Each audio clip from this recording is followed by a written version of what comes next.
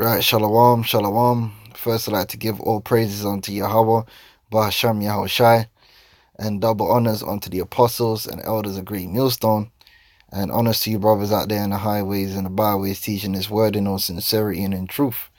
And I just want to comment on this clip right here of Trump post the NATO meetings, man. And you know, Trump in the NATO meeting, he's very straightforward, man, as to what he wants going forward.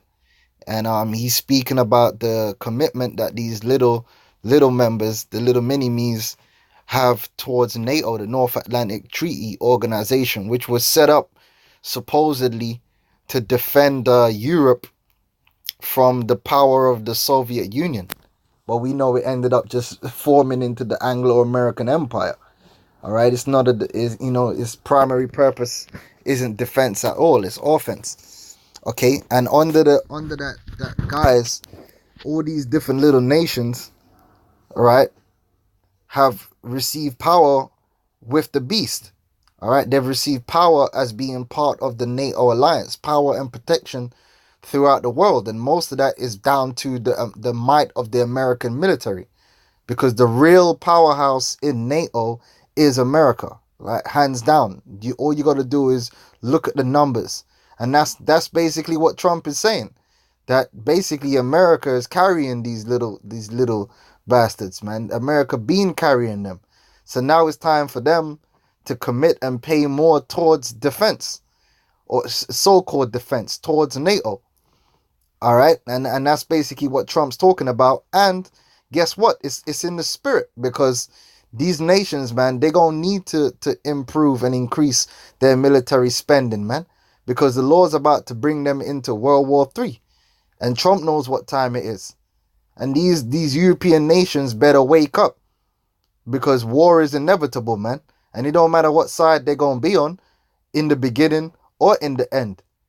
We all know one thing, that they're going to get torn up, and Europe's going to get torn into pieces, man. A lot of these guys are afraid of that, but that's what's going to happen. So you better get your guns up. All right, so let's play this. Presidents have been coming to these meetings and talked about the tremendous expense for the United States, and tremendous progress has been made. Everyone's agreed to substantially up their commitment.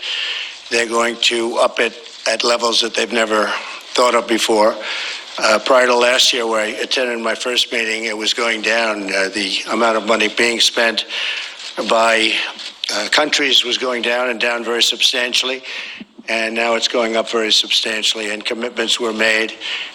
Only 5 of 29 countries were making their commitment, and that's now changed. The commitment was at 2%. Ultimately, that'll be going up quite a bit higher than that. So we made a tremendous amount of progress today. It's been about, at a minimum, they estimate, and they're going to be giving you exact numbers, but since last year, they've raised an additional $33 billion. That's been put up by the various countries, not including the United States. And the United States... So they're going to start having to up the amount of money that they're putting into this NATO thing, man. Okay. Hey, war is coming, man. Commitment to NATO is very strong, remains very strong, but primarily because everyone, the spirit they have, the amount of money they're willing to spend, the additional money that they will be putting up, has been really amazing to see it. To see the level of spirit in that room is incredible. And I hope that we're going to be able to get along with Russia. I think that we probably will be able to. It's not going to happen, and he knows it. It's not going to happen, man. The war is inevitable. The war is on. All right, they better prepare while they can, because it's going to get hot and sticky. Icky. All right, it's going to get real in the field, man. And all these nations that are playing games, you know, playing all these economic games, thinking it's about money. When it's all said and done, you know what it's going to come down to? Guns. Because it's going to be a shootout. And ain't nobody going to be safe, and ain't nobody going to be neutral. And going to be on fire. All right, Europe, and it's a beautiful thing, and I can't wait, man. Cause all these European nations, the Edomite nations, are a bunch of hypocrites, man. And they think that they can do all kinds of wickedness and slide off into the sunset, do this deal here and that deal there, and they're gonna slide off. No, man, the Most High is gonna bring war to Europe, man. War that like of the likes that has never been seen before, man. And all you so-called European nations are gonna be brought low. Germany, France, Belgium, all of y'all, Switzerland. Lord's gonna deal with this place, man. All right. So you better listen to Daddy Trump and you better get your guns up. You better get the strap. Cause one way or another, man, something's gonna be flying at you. People in the room think so, but they really stepped up their commitment and stepped it up like they never have before. So we took in an additional 33. The number could actually be higher than 40 when they give you the final number. The Secretary General Stoltenberg will be giving those numbers sometime today, probably in his concluding press statement. But we are doing numbers like they've never done before or ever seen before. And you'll be seeing that, and I guess you'll be hearing that a little bit later. Okay, we have our Secretary of State, as you know, and we have John is here. So if you have any questions for the three of us, Mike Pompeo just got back from a third trip, as you know, to North Korea. He's become So let's get the scriptures, man. All right.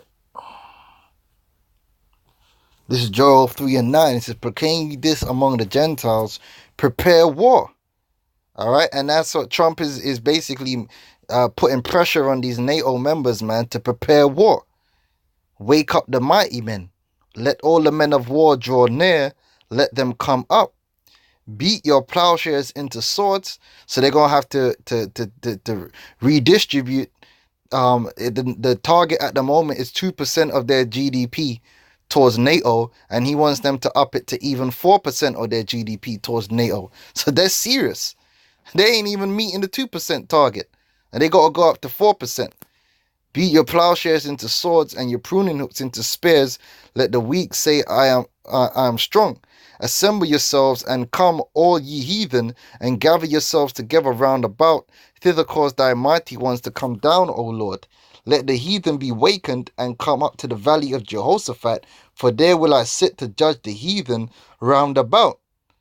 Put ye in the sickle, right? Because the epicenter of World War III is going to be down there in the Middle East.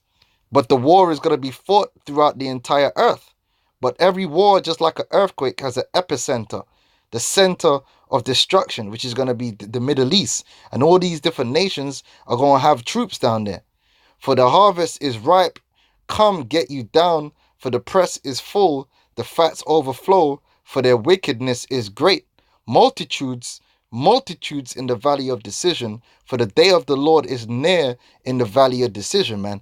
This is going to be great judgment, man. And let me see if I can get the clip with Trump and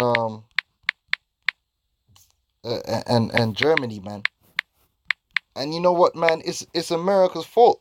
The reason why Germany, now if you look at reason why Germany is now having to get their more gas from Russia, because Europe was already reliant on Russian gas anyway, is because America failed to secure the gas pipeline from Qatar up into Europe.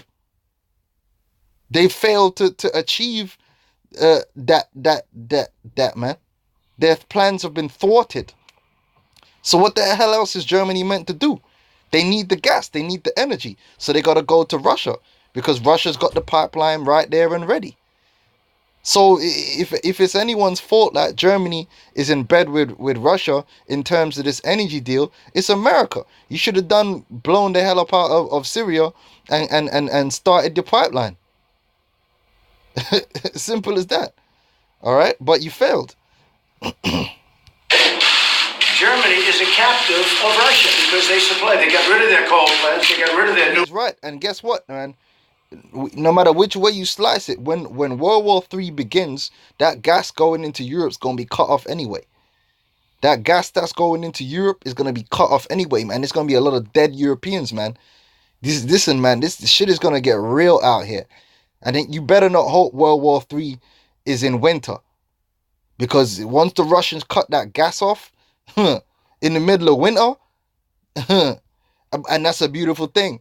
That's a beautiful thing, man. All right. See, all this, you know, they're making all these moves to secure their future. No matter what any of these nations do, the only thing coming to all these nations is death and destruction, beginning with America. They're getting so much of the oil and gas from Russia. I think it's something that NATO has to look at. I think it's very inappropriate. It is a weakness in Europe that they're so reliant on Russian energy. A nation operates on energy, and how can you be reliant on energy coming from your enemy? And make no mistake, man. Make no mistake, Russia ain't forgotten what these nations have done to Russia. All these European nations stabbed Russia in the back.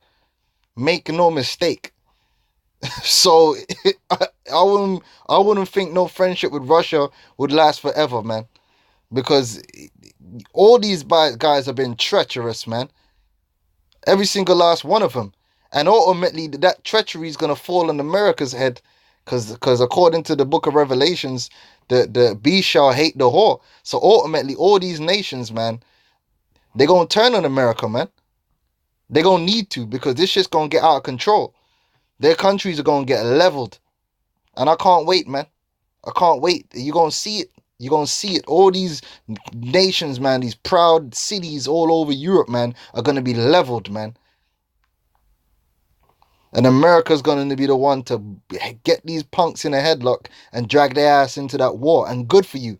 Good. I'm glad America and the so-called Jew is going to grab Germany and all you and make you guys enter into this war. And I don't care. It's good for you. You damn devils. Belgium, bunch of devils, man. You think we forgot what you did, man? You think we forgot about Leopold, man? The Lord's going to bring judgment. You and I agree that it's inappropriate. I don't know what you can do about it now, but it certainly doesn't seem to make sense that they pay billions of dollars to Russia, and now we have to defend them against Russia. Yeah, it don't make no sense. You got NATO supposed to be set up to defend you against Russia, but then you're making deals. But guess what? Like I said, they had to, because they failed. They failed in getting that pipeline up through Qatar and Syria. They failed. So they got to do something. Where else they gonna get the gas from? The North Sea gas ain't enough. Even UK ain't got enough gas for themselves, really.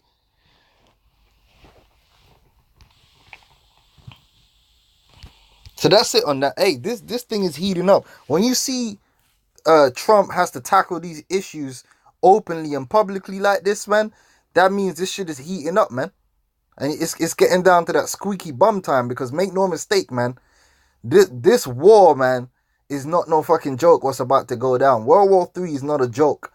These guys have destructive power way over and above what existed in World War II, man. And a lot of these guys still have memories of what World War II did to Germany but this time it's gonna be even worse. Hey, so this is good times. Hey, you gotta keep your trust in the Lord, man. This thing's about to go down. All right, this thing is about to go down. So keep your eyes open and stay awake. Shalom.